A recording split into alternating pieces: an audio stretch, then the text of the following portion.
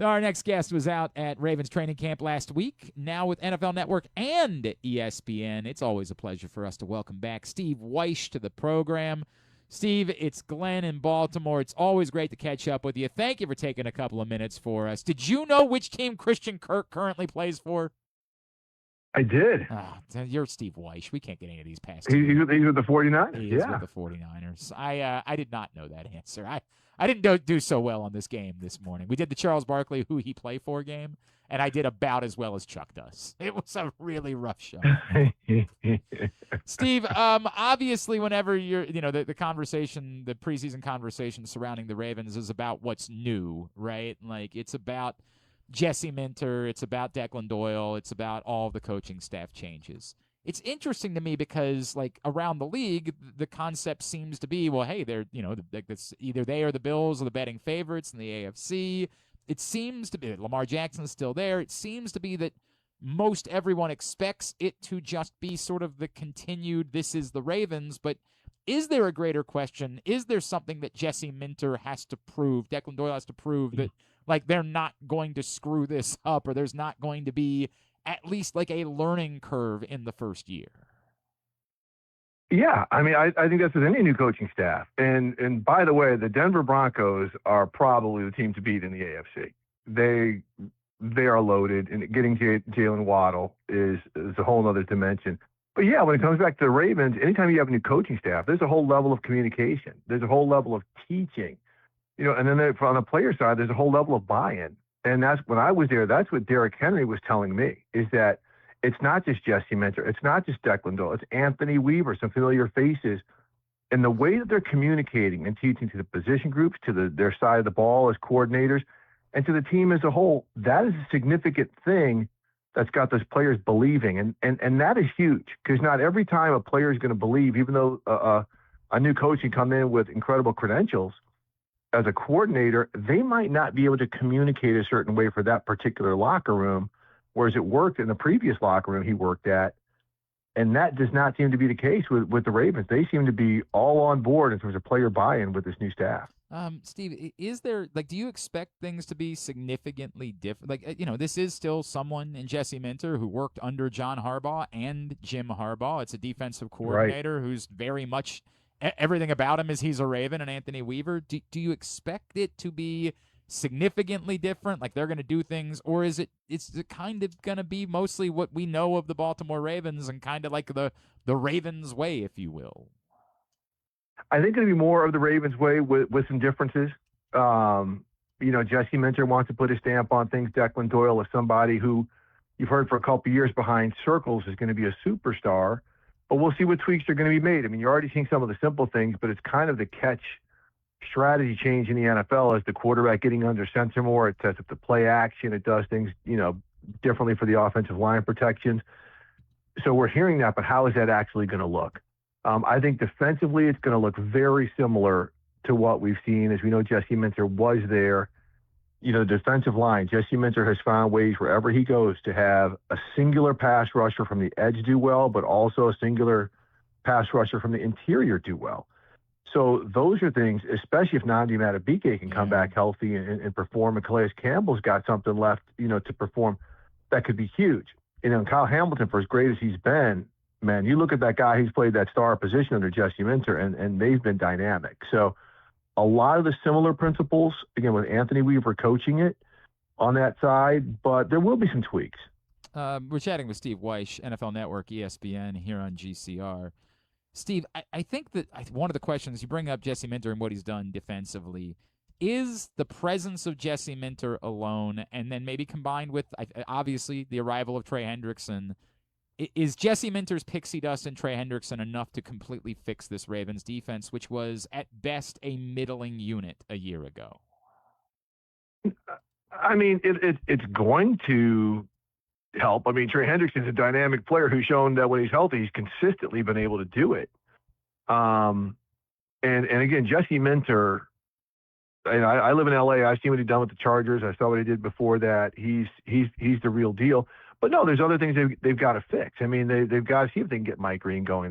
They've got to get that whole D line fixed. I mean, they were not great against the run last year. And, it's a cliche, but it's true. You got to earn the right to rush the passer, and that means you can't be in third and short a lot.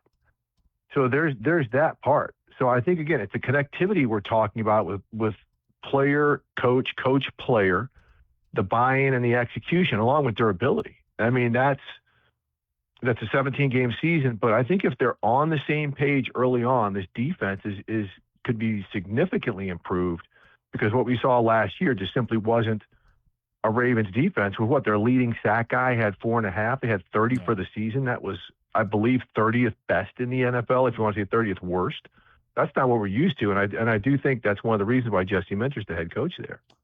There have only been 2 rookie head coaches to have ever won a Super Bowl, and one, like George Seifert, was very unique because he was just basically a continuation of Bill Walsh.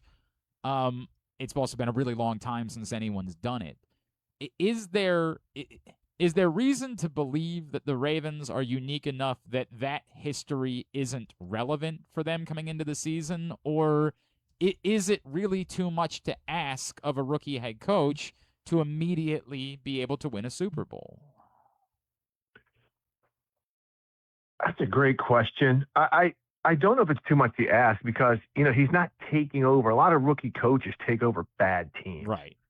That's why you haven't seen it a lot. This isn't a bad team, right? He's not taking over where you've got to use the first overall pick on a quarterback and things like that. So I think this is, I won't say a unique situation, maybe an unusual situation where a first-time head coach takes over an established club with a lot of great players, with a 2-time MVP. So you can't rule anything out here in terms of them being good at getting to the Super Bowl. Is it just as simple as that like the reason why we don't see it is because it's only bad teams, or is there to you maybe something about the difficulty of like establishing your footing that quickly? I mean, Mike McDonald obviously did it in 2 years, right? So it can be done quickly, but is there still something about just establishing your footing that makes it difficult for rookie head coaches?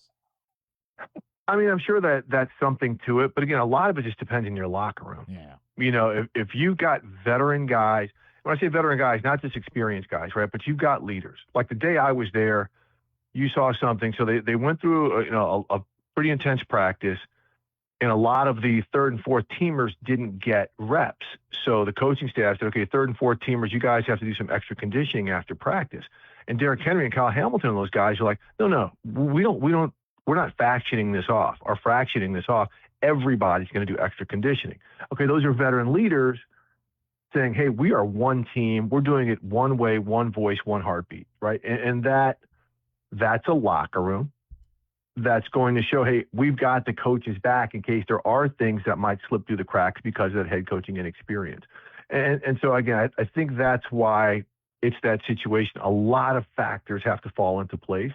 Like, even with as talented of a roster as the Ravens may have, those 3 new interior offensive linemen, they've got to play well together. They've got to learn to play on that thread.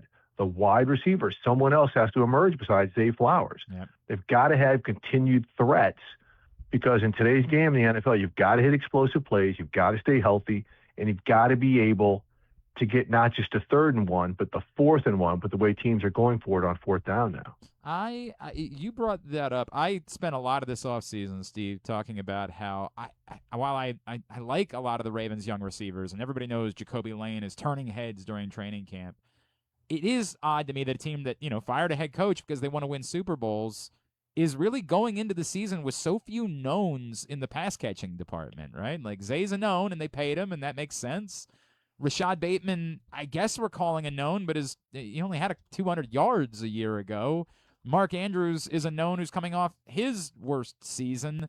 Then everything after that. Were you surprised they didn't dip into the veteran, the high end of the veteran pass-catching department? Is there, we saw Zay go down for a couple of days over the weekend, and I was like, boy, imagine if it had been longer. Do you think it might still make sense for them to consider like a Keenan Allen who's still out there?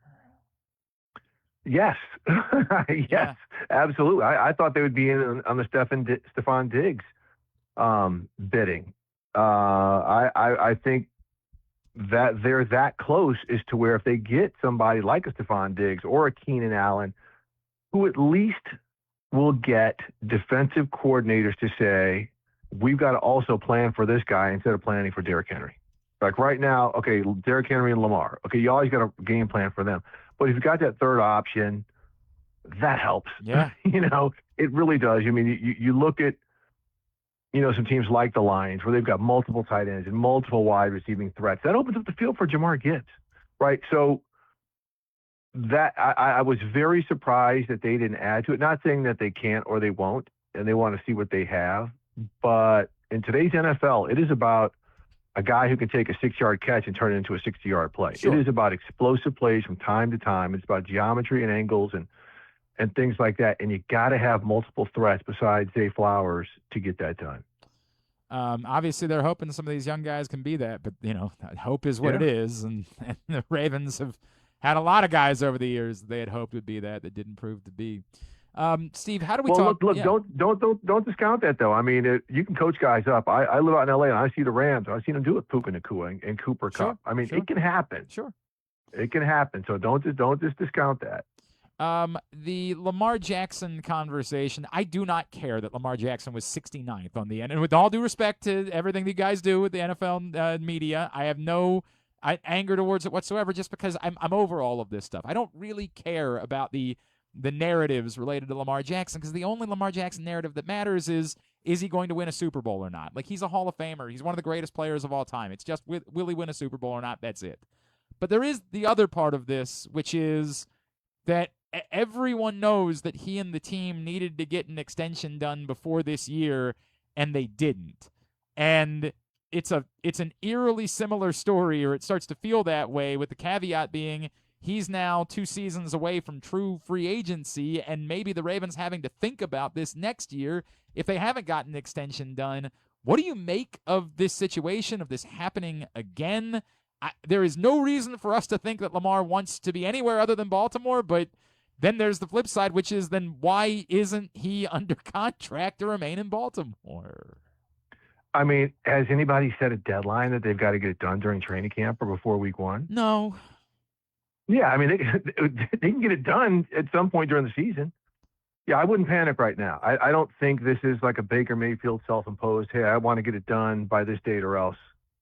I think this is something that can be finessed, and discussion can take place through the season. I don't. Now, look, because Lamar's his own agent, has, some advisors, maybe that can be distracting, if you do it during the season. But everything I gather, look, I know both sides want to get it done. I don't think there's any, gun to the head date that it has to be done by. So again, I think this is something that can be finessed and worked through over time. I wouldn't, at this point, I would not sweat it very much. All right. I'm going to trust you, Steve. And if it goes the wrong way, I'm going to call you back, and I'm going to be.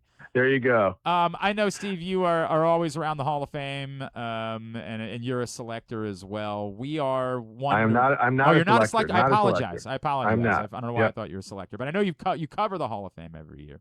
Yes. What do you make of we in Baltimore were so encouraged that like Terrell Suggs, Marshall Yanda were in the top 7 last year, and that you would think means they're next on the doorstep, right, to get in.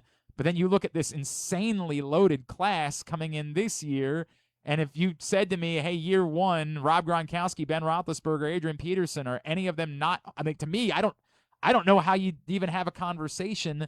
What do you make? Are those guys definitely all to you like immediate Hall of Famers? Is there something that we should be thinking about more there? And what might that mean for these 2 guys that we feel like are waiting here in Baltimore? Look, all you have to do is look what happened last year.